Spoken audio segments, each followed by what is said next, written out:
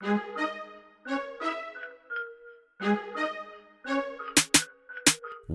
to the WealthGenius Podcast. The WealthGenius Podcast. Strategies for multifamily real estate investing, mindset, community, success. The WealthGenius Podcast with your host, the godfather of real estate, Alfonso Quadra, who has expansive experience in business and massive success as a real estate investor. The WealthGenius Podcast. Let's dive into today's episode. Crystal and Andy, I'm so happy to have you guys here. Woo! Woohoo! How do you feel? I feel so grateful to be here. I'm grateful. Little Godfather is grateful. Everybody's grateful. You know, it's been a series of events since we first met. Yes. That now you're sitting right here in our offices, in the Yeah. penthouse, Yeah. beautiful view. And it's definitely a story that should be shared, you know? I want to start by talking about where you guys are now. So what does your portfolio look like now? What does the real estate look like now? What are you guys doing currently? Currently, we're working on 2 properties in Brockville. We've been looking at many deals this year. We look at 100 units, 84 units. We're going big and we're excited. We also have that 8 unit in Brockville that we own and that we're able to purchase. So now we're trying to definitely concentrate in that market. We really like the Brockville market. So Yeah, and Brockville is a beautiful place. I've always Yeah. told everyone, you know, anything along that 401, you're going to see massive growth, right? Because cities are not shrinking, they're growing out, right? And, you know, as these places become more dense, people are going to look for cheaper places to live. And you guys currently are looking at 10 units there right now, or I think that's what you're saying. That yes, it's a 10 unit that we're looking at. We just sent an offer, and at the same time, the same realtor came out with another off-market deal. Stick with that Side by building side. side by side to another 7 units. So let's go back to the beginning with this 8-plex. Even though you've tried many things, your first deal was not your townhome or your condo. Your first deal was an 8-unit apartment building. Is that something that you would advise other people to do? Totally. Yeah. So we didn't even start by buying our own residence, but that's the mentality we had before we met you. You know, we wanted to buy our first residence, and since we got into investing in multifamily, so we don't see it as important to go and buy our personal residence right away. So Yeah. So you're planning on building the portfolio First. and then have the portfolio fund the personal residence. exactly.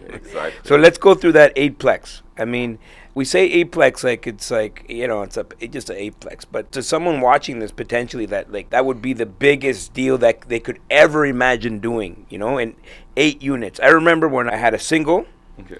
I went into a duplex that I converted into a triplex. My next deal was a 7-plex. And I couldn't sleep that night.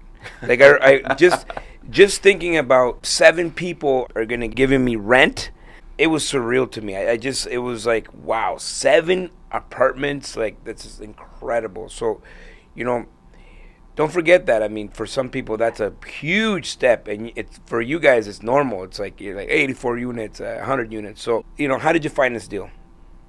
We found it on Kijiji, actually, off market, and Yeah. we did the deal directly with the seller. Yeah, so you emailed the seller, you called the seller. When I started, I was able to call the seller, and I also sent him a message to Kijiji. So he ended up replying to me, and we were able to get on the call together, and we set up a walkthrough. And since it was COVID, he wasn't taking any walkthrough yeah. at all. That property was on the market for probably 5 months or 6 months. He wasn't taking any walkthroughs. So we were kind of the first walkthrough that he So took. what made him trust you guys enough to do this walkthrough? I guess it was just like the relationship, we were very personable with him. Exactly. And actually during that walkthrough, at first we were doing the walkthrough together, and then at the end, like towards the end, I went into the backyard with the wife, and then I just started building a relationship with her, talking with her. We had our daughter with us on the walkthrough, and then she was running around in the backyard playing with the owner's dog, and we just started building a relationship. And thankfully, because we ended up extending that deal for 8 months. Yeah. Well, you know, people that get into real estate, they think that it's very transactional. It's all about relationships, right? It's all about building rapport, building, you know, that likability with your owners, with your sellers rather, or any type of transaction that you want to do. Things are going to move smoother if it becomes about people, right? And Totally. people tend to forget that, and you went there and you connected with the wife. But good move bringing Pearly, because you know. I just want to share that there was actually another group that was there at the same time as me. That group had bought a fourplex that they own, so they could have went with them knowing that they And they can bought close another one and of you them. know. Yeah. But they told us it's the relation. They felt like they related with us the same way they started. They felt like we were them. So that's why they kind of went with us, and also like having Pearly being cute, playing with the dog did help as well. you Nice know. move, nice move. So look, so you got this deal, you found this deal, private seller, and you put it under contract. Yeah. You have this deal under contract. What are you feeling at this moment? Do you feel like it's going to close? You know, because I know that you had other deals that didn't close, right? And I feel sometimes, you know, in real estate, especially in multifamily, you know, there's that due diligence part of things, Yeah. and sometimes deals fall apart. And I feel that that's where a lot of people give up, right? And so by this time, you had done a couple of deals that didn't work out, and then now you're here. So what are you feeling? You got this deal under contract. Yeah. How much was it under contract for? 930,000. 930,000. So what are you feeling? Actually, we went through like a roller coaster of emotions. First, we're very excited, and then we go through like ups and downs because you're not sure if you're going to be able to close on it or not, or if you're going to get the terms that you want. There's all the negotiating, and they agreed to an agreement for sale at one point, and towards the end. And so let's back up there. Yeah. Why did you feel that this deal needed an agreement for sale? Because in order to get the financing that we wanted, the rents were too low. So the net operating income was too low. And so we thought if we could have a year to turn it around and get the rents up, then we could get the financing that we were looking for. And we could get closer to the price that the seller was looking at, because he didn't want to bring down the price too much. So that's why that was one of the options that we brought to him. And that's the first initial deal that he accepted.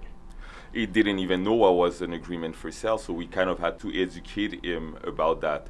And he was actually shocked that he came back and accepted it, but he wanted to bring it to his lawyer, and that's the reason that the agreement for sale didn't go forward. Yeah, so I find that a lot of people, they bring things to their, lawyers and accountants are deal killers. Yeah. Yes. They will never say, go ahead and do it, 'cause it's a liability, right? Yeah. You know, in retrospect, maybe you should have said, look, your lawyer may not accept this. Maybe go to another lawyer.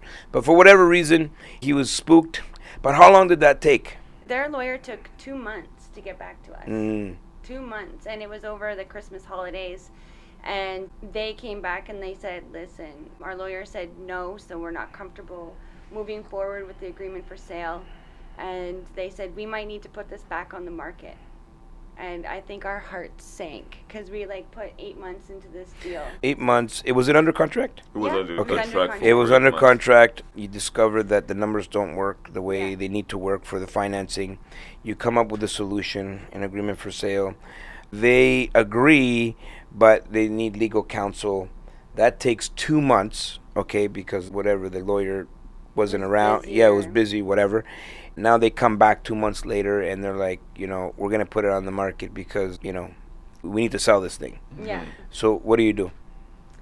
We call you. Well, I know the story, but I'm doing it for the benefit of the Yeah. people watching here. We got a little bit creative. So he did let us know that, because at first when we first started the deal, we asked him if he was able to get us some vacant unit. Yeah. So at first he didn't want to do anything about this, so he didn't Yeah. want to get any vacancy to help the purchase of the property.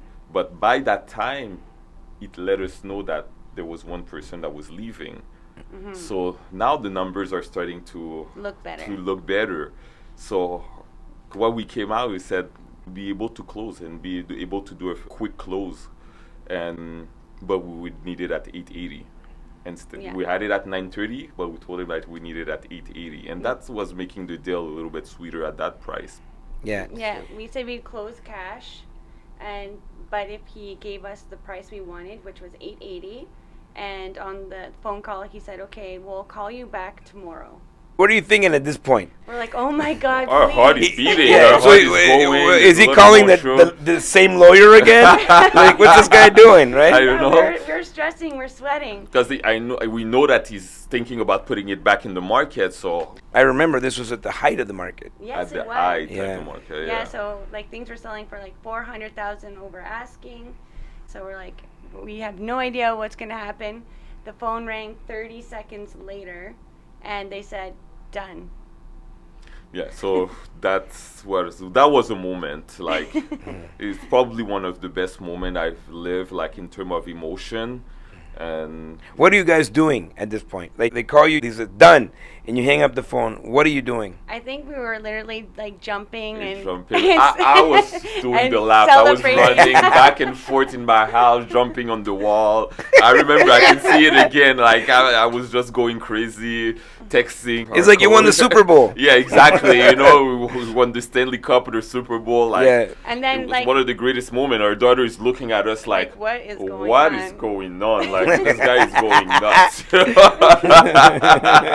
Yeah. I love it. Yeah, and then like after that settled, we're like, okay, oh God, now what? Now we gotta get working. Yeah. Yeah, So what do you exactly. do now? What do you Yeah. do now? So now we got on the phone with our mortgage broker. We're like, we need like private money Money. yesterday. Can you do it? And then we started raising.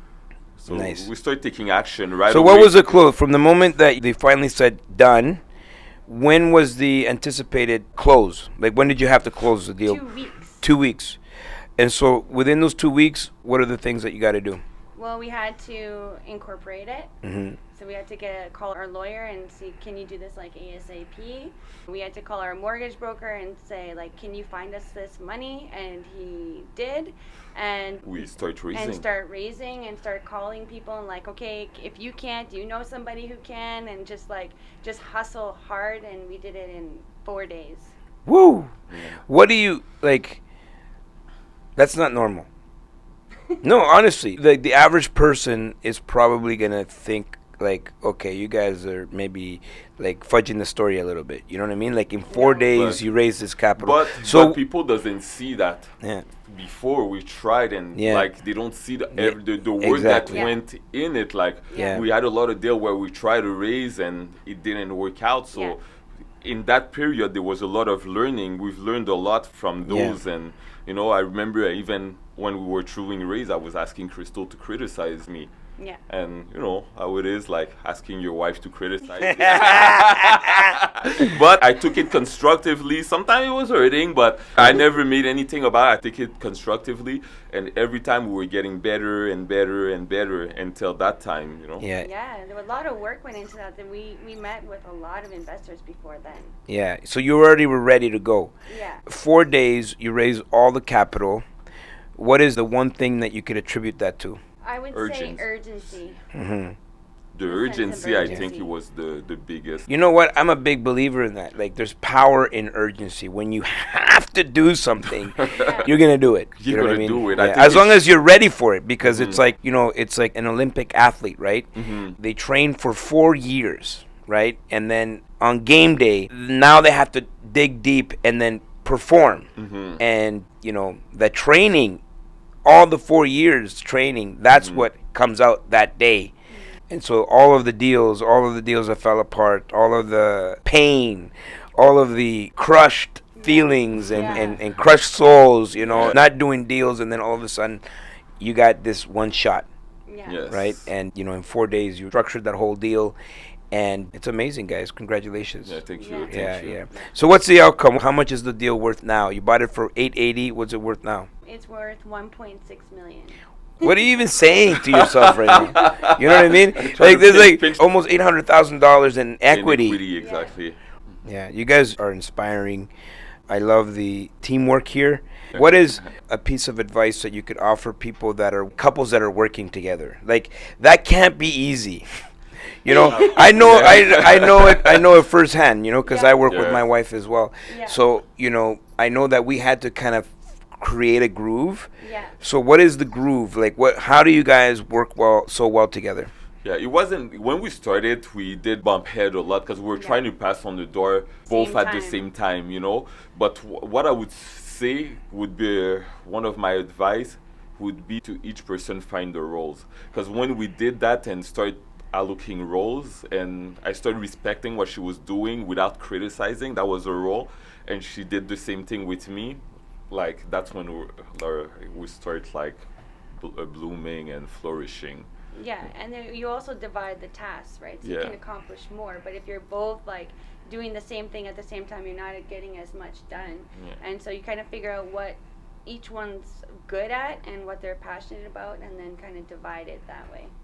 I love it. I know that a lot of people are inspired, especially couples, right? Mm-hmm. That seems to be a challenge for whatever reason, right? Maybe no one's used to it, right? And especially like, you know, leaving your JOBs where, of course, people can work together, but like they work in separate offices or whatnot. But I think people could definitely resonate with that.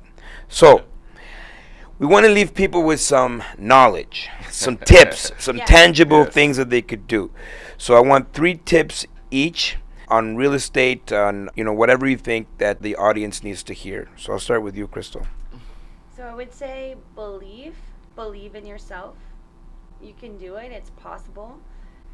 And I would say trust the process. I remember when we were getting anxious and we would tell you, we want our first deal. We just want the first one. Just trust the process. Sometimes you can't see it, but you need to go through all these things to get that first one, to be ready. And if you go in too early and maybe you get your first building too early, maybe you won't succeed. So you got to be patient and trust the process. And get comfortable being uncomfortable. I know that everybody says that, but it's so true. That's how you grow. If you're not growing, you're stagnant, and stagnant's no good. In fact, I would say if you're not growing, you're dying. Yes. Yeah, Totally. 100%. Yeah, I love that. Yeah, for me, I would say find yourself like a mentor that is where you want to go, you know? So that would be my first advice. Second one, I would say to surround yourself with better people, you know? Like, I had to change my circle. I had to change my peers. I had to change my circle and influence to be where I am today. Why do you think people have a hard time changing that circle? Like, I know what it's like, you know, I grew up, you know, with my friends and everyone is, you know, doing all kinds of things, and like I wanted to hang out, or you know what I mean, like it's fun, right? It's like, oh, let's watch the game on Tuesday, the family event, the barbecues, the this and the that, the play dates. Like, why is it so hard for people to break out of those habits of, you know, changing their peers? Because it's clear, you change your peers, you change your life. Why is it so hard for people? Comfort, attachment, you know, probably criticism, scare of criticism. Judgment. Yeah, they think that people are going to think that you think you're too good for them. Exactly. Yeah. In Spanish, we have, it's called creído, right? It's like Mr. Big Shot, you know what I mean? Like sellout kind of thing, you know what I mean? And it definitely did a big impact on me growing up because I was afraid to leave my friends behind. I was afraid to leave anybody behind. I didn't want to leave anybody behind, and I thought, you know, if I was going to be successful, I just bring everybody with me. But you can't carry people on your back. You know, how fast can you run with a person on your back? Not too far. What about 2? Even worse. What about 3? You ain't moving. I used to roll with a crew of 20 people. You know what I mean? Like, and so it's either they're coming or they're not coming. You know, and so I agree. Yeah. Last tip. Take action. Like, take action. Yeah. Because a lot of people, they go and they get knowledge, you know, but they don't put the action. Yeah. And they don't see the result. And it's the action that will bring you the result. Yeah. And also, I would say, the third one, I would say, is take action. Yeah, I love it, guys. I've been inspired by so many people, books, quotes, proverbs, sayings. What's the quote that inspired you the most?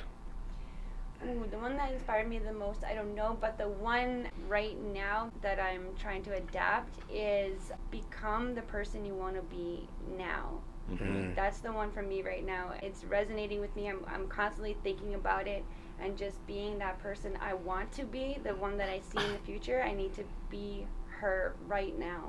And so I try to embody that every day, and I'll just become her. All right. Yes, for me, it's one that kind of, I've heard a wise man said that once, and it helped me with my decision making. He said, when nothing changes, nothing changes. But when one thing changes, everything changes. You know, so be able to take good decisions. Woo! Crystal, you guys were nervous. Yeah, but now this went by like this. You guys are so inspiring. I love you to death. Same here, man. You guys are amazing people. You're helping a lot of people, and you're inspiring a lot of people. Keep doing what you're doing, and Alfonso loves you, and we're gonna see you guys at the top. Woo! Thanks for listening to the Wealth Genius Podcast. If you have a question or comment about something you heard today, reach out to the Godfather via social media or email him anytime. All that information is in the show notes. And of course, don't forget to subscribe so you never miss an episode of the Wealth Genius Podcast. The Wealth Genius Podcast. Until next time, see you at the top.